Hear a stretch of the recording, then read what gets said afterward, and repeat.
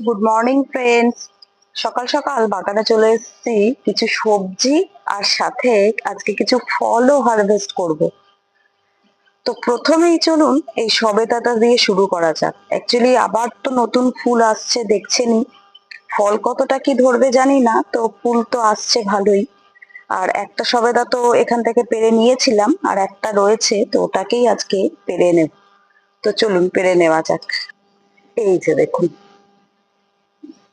খুব একটা ছোটও হয়নি আবার খুব একটা বড়ও হয়নি, যাই হোক চলুন দেখি আর কি নেওয়া যায়। আর এই যে আমার সেই চেরি গাছ, যাতে একটাই চেরি ধরেছে, ফুল তো প্রচুর হচ্ছে, কিন্তু আজকে সকালে এসে দেখি চেরিটা গাছে নেই। ভাবলাম যা, খেয়ে চলে গেল।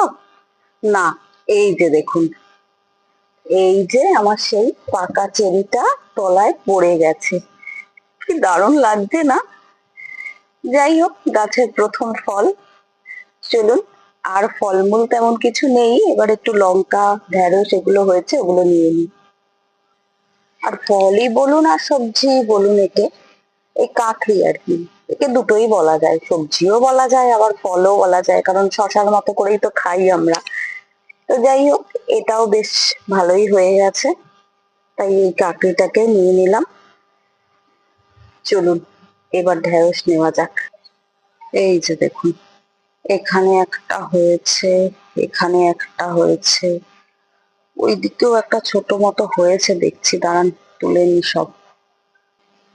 এই যে এখানে দুটো হয়েছে, আর ওদিকে একটা ছোট হয়েছে, ওটাও নিয়ে নি। এই যে দেখুন, গাছটার অবস্থা খুব একটা ভালো না, আসলে ঝড় বৃষ্টিতে আরো খারাপ হয়েছে। তো যাই হোক, একটা হয়েছে ছোট মতো। এই যে, যা পাওয়া যায় জৈবভাবে যতটুকু হয় বলুন। আর কিছু লঙ্কাও পেকে গেছে, চলুন নিয়ে নেওয়া যাক। এই যে দেখুন, কত লঙ্কা পেকেছে। ঝড় হয়ে তো আমার লঙ্কা গাছগুলোর একবারে বেহাল অবস্থা করে দিল।